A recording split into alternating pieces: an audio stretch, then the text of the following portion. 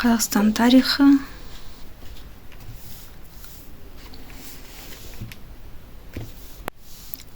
Атамұра 2018.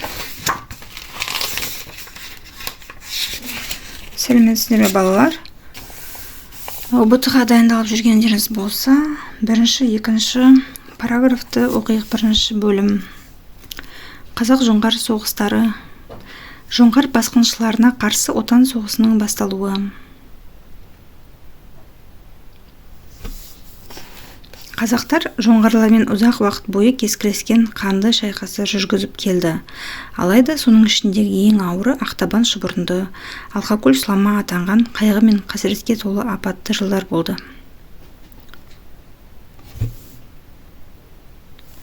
Қазақ хандығының 18 ғасырдың бас кезіндегі ішкі және сыртқы жағдайы.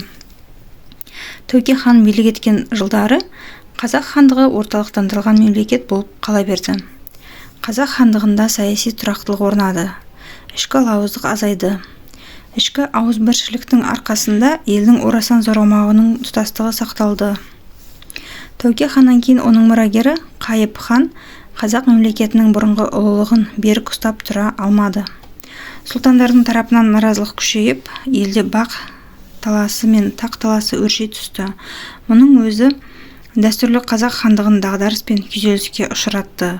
Рулар, тайпалар және жүздер арасындағы бірлік пен байланыс әлсіреді. Алтыбақан алауыздық қайтадан қозды.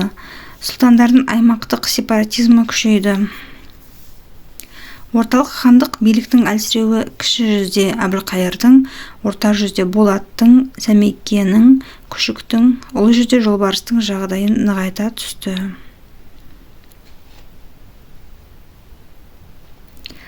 18 ғасырдың бас кезінде қазақ мемлекеті іштей ыдырай бастады. Ол сыртқы алпауыт мемлекеттердің жіті назарында болды. Ресей Қазақстан мен Орта Азияға назарын күшейтті.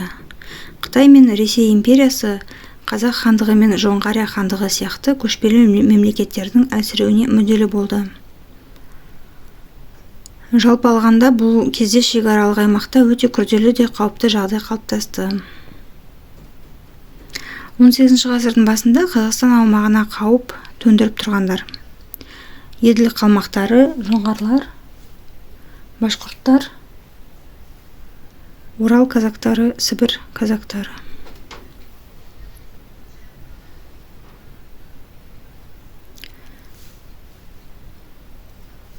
Екінші, жоңғар мемлекетінің құрылуы.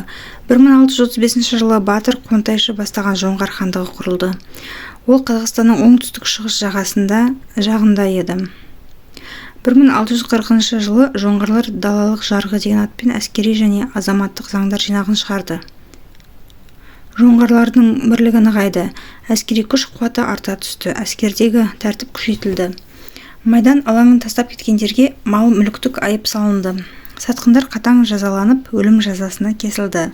Соғыс жағдайы кезінде жоңғарлардың әрбір рулық тобы өте қысқа мерзімнің ішінде жауынгерлік бірлік күшіне айналып шыға келді. Жоңғар хандығы жауынгерлерінің жалпы саны 100 мыңға дейін жететін қуатты атты әскер шығара алатын еді. Жоңғар әскерінің қатарында мылтықпен қаруланғандар да болды. 18 ғасырдағы неміс ғалымы Георгий олар мылтықтарын аттан түсіп бататын деп жазды. Жоңғарлар соғысуға машықтанған еді. Оқ-дәріні селитра мен күкірттен өздері қолдан жасап алатын. Олардың қолынан қылыш, сауыт, дулыға және басқа қару-жарақ түрлерін жасауда келетін. 17 ғасырдың аяғына қарай жоңғарларда білтелі мылтық пайда болды. Жоңғарлар тіпті зеңбірек жасауды да үйреніп алды. Зеңбірек құюды оларға тұтқын болып қолға түскен швед Йоган Густав Ренат үйретті. Жоңғарлармен шекаралас жатқан мемлекеттердің аумағында жүріп, құпия ақпараттар жинаумен айналысатын тыңшылар жүйесі құрылды. Бұл карта 18 ғасырдың басындағы Қазақстан.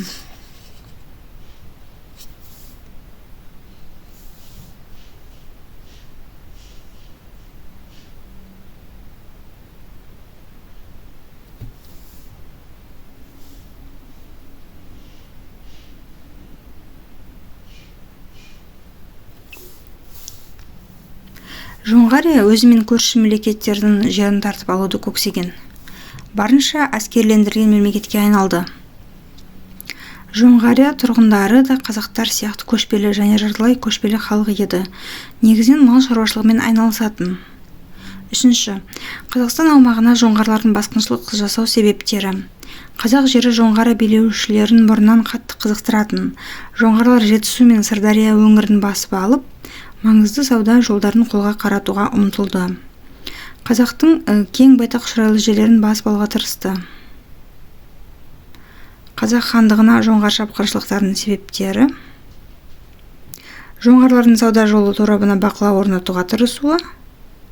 Алым салық төлейтін тәуелді халықтың санын ұлғайту, еділ қалмақтармен байланыс орнату, жергілікті тұрғындарды тәуелділікте ұстау, шұрайлы жайылымдықтар мен сауда қолөнер орталықтарын басып алу. Төртінші, 18 ғасырдың басындағы жоңғар шапқыншылығы Ақтабан шұбырынды Алқакөл сұлама. 18 ғасырдың 20 жылдардың бас кезінде жоңғарлардың қазақ жеріне кезекті ірі жорық жасауына қолайлы жағдай қалыптасты. 1722 жылы жоңғарлармен ұзақ уақыт бойы соғыс жүргізіп келген Қытай императоры Боғдыханы Канси қайтыс болды. Сөйтіп жоңғарларға Қытаймен бейбіт келісім жасауға мүмкіндік туды. Жоңғар билеушілері Еділ бойындағы қалмақтардың ханы Аюкеге елші жіберіп, қазақтарға қарсы бірлескен соғыс қимылдарын жүргізу мақсатын көздеді. Ертіс бойында жақында ғана бой көтерген әскери бекініс желісін нығайтумен әуре болып жатқан Ресей жоңғар мемлекетіне бәлендей қауіп төндіре алмайтын еді.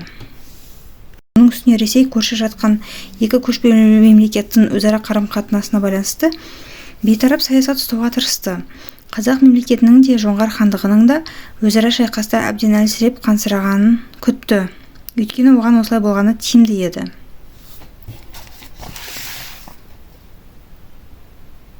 Ақтабан шұбырынды қаспақтың суреті. Дұрыс көрінбейді әрине. 1723 жылдың көктемінде алдағы болатын жойқын соғысқа мықтап әзірленген әрі қазақ хандықтарының алтыбақан алауыз болып ыдырап бара жатқан пайдалана қойған Цеван Раптан өз әскерінің қалың қолын Қазақстанға қарай аттандырды. Жоңғар шапқыншылығының алғашқы соққысына ұшыраған Жетісу мен Ертіс бойының қазақтары болды. Жоңғарлар ауылдарды өртеді, малды айдап әкетті. Бейбіт халықты аяусыз қырып салды. Өйткені жоңғарлардың шабуылы тұтқиылдан басталған болатын. Сондықтан амалы қалмаған қазақтар малына да, үй-жайларына да, дүние мүліктеріне де қарай алмай бас сауғалап қашуға мәжбүр болды. Жау әскерінің сан жағынан тым басым болғанына қарамастан, қазақ жауынгерлері тегеурінді қарсылық көрсетті. Жау қолына ешкімнің де бергісі келмеді. Әр қазақ өзімнің туған жерімді, туған туыстарым мен жақындарымды жауыз дұшпаннан қорғауға міндеттімін деп ұқты. Жауынгерлер шегіне түсіп, қорғаныс соғыстарын жүргізді. Олар әйелдерді, балаларды, қарттарды жаудың өкшелеп қууына құтқару үшін қырғын соғыс салды. Ташкент қаласының тұрғындары қазақ әскери жасақтарының басшылығымен қаланы жаудан бір ай бойы дерлік қорғады. Жоңғарлар Ташкенттен кейін Сайрам, Түркістан сияқты басқа да қалаларды басып алды. Жаудың жойқын соғыс қимылдарын жүргізу нәтижесінде Қазақстанның шөлді және таулы аймақтарынан өзге бүкіл аумағы іс жүзінде жоңғарлардың қолына қарады. Салыстырмалы түрде алғанда Қазақстанның батысындағы алыс аймақтар ғана аман қалды.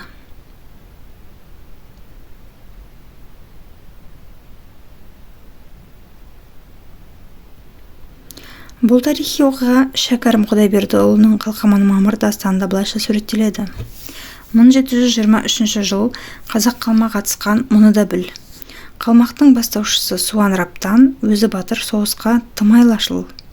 Шеп құрып соғысыпты қазақ қалмақ, қорқаққа оңай емес шепке бармақ. Бабаңнан 5 баласы садаққа ұшып, бұл соғыста қазаққа түсті салмақ. Қазақты ол ұрыста қалмақ алды. Үш есенің екеуін қырып салды. Жеңілген соң тұра алмай сыр бойында, арқаға қазақ ауып кетіп қалды. Осы жол бар қазаққа белгілі жол. Ақтабан шұбырынды дегенің сол.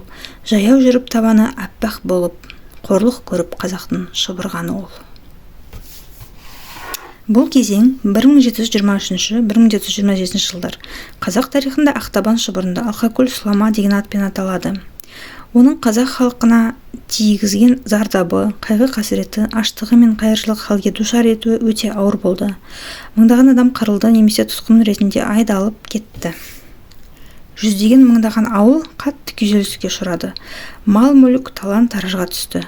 Сауда байланысы үзілді. Бір кезде гүлденіп тұрған қалалар жау қолында қалып аяусыз қиратылды. Қазақтар қырғыннан аман қалу үшін елдің батыс аймақтарына қарай жылжып, Жайық бойына дейін жетті. Қазақтардың жаппай қоныс аударуы Ресей империясын және оның қол астындағыларды, башқұрттар мен қалмақтардың едәуір мазасын қашырды.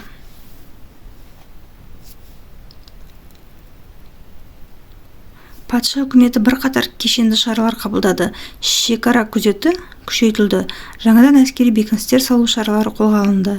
Қазақтардың едәуір бөлігі Орта Азия мемлекеттерінің аумағына қарай ойысты. Мәселен, Сырдария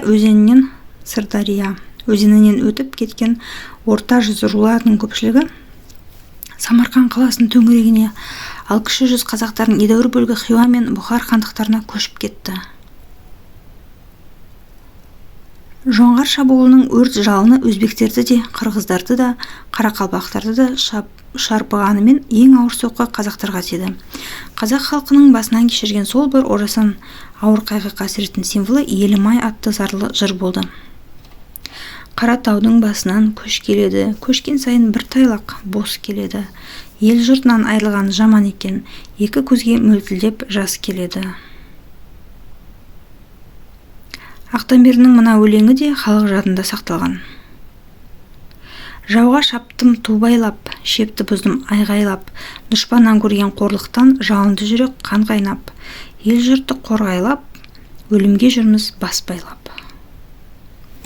Батырлардың отан қорғаудағы ерлік істерін Үмбетей, Тәттіқара, Бұқар, Көтеш тағы да басқа жыраулар жазып қалдырды. 5. Қазақтардың жеңілу себептері және оның салдары. Қазақтардың жеңіліп Ақтабан шұбырынды Алқакөл сұламаға душар болуының бірнеше себебі бар. Біріншіден, қазақ жүздері бытыраңқы еді. Қазақ хандығының басшылығында ауызбіршілік болмады. Екіншіден, жоңғарлар бұл шабуылға өте тыңғылықты әрі мұқият әзірленген еді. Оның үстіне шабуылдың басталатын уақытында ауылдар бір-бірінен алыс, қыстаудан көктеуге көшіп шығар абыр-сабыр кез болатын. Үшіншіден, қазақтар қатты жұтқа ұшырағанды. Жорыққа мінетін жөні түзу ат жетіспеді. Төртіншіден, аймақта қалыптасқан осындай геосаяси жағдайды жоңғарлар дұрыс әрі мұқият ескере білді. Қытаймен бейбіт келісім жасасты. Балалар, мына жұт дегенді білетін шығарсыңдар, білмесеңдер сендер сөздіктен қараңдар. Жұт деген мал қырылып қалады ғой, соны айтады.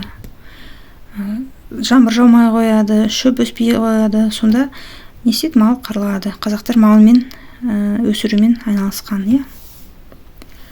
Қандай сөздер түсінбейсіңдер? Сөздік бар ғой, онлайн сөздіктер, түсіндірме сөздік, содан қараңдар. 5-ден,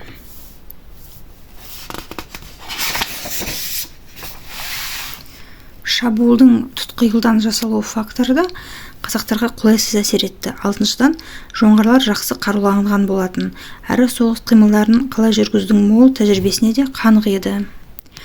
Ақтабан шұбырынды Алқакөл сұламаның ізден дегенді өздерін оқыңдар. Ақтабан шұбырынды Алқакөл сұламаның қазақ қоғамына тигізген зардабы орасан зор болды. Далалықтардың көші-қон бағыттары өзгеріске ұшырады.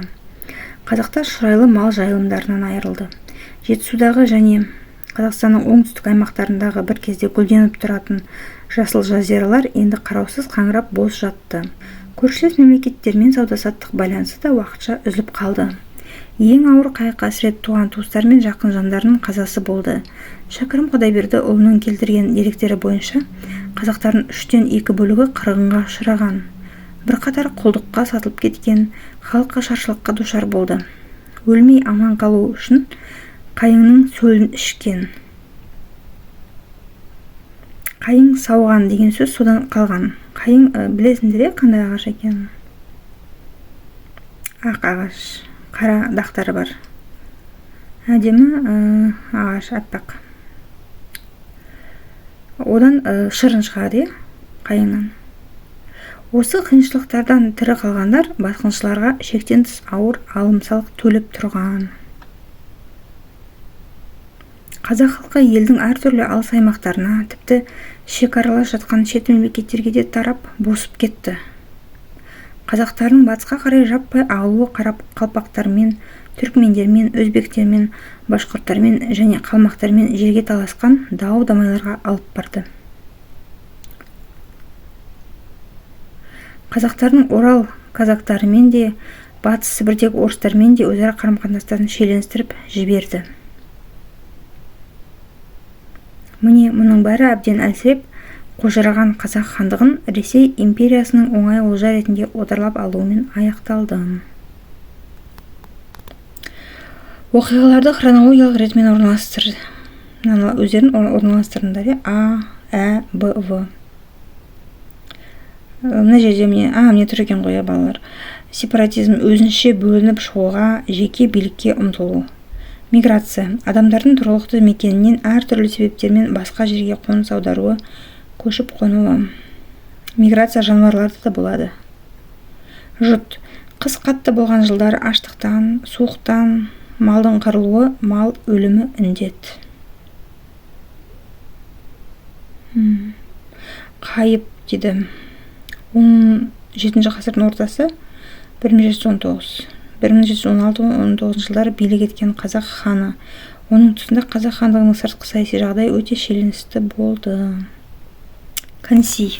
Кім ол Канси?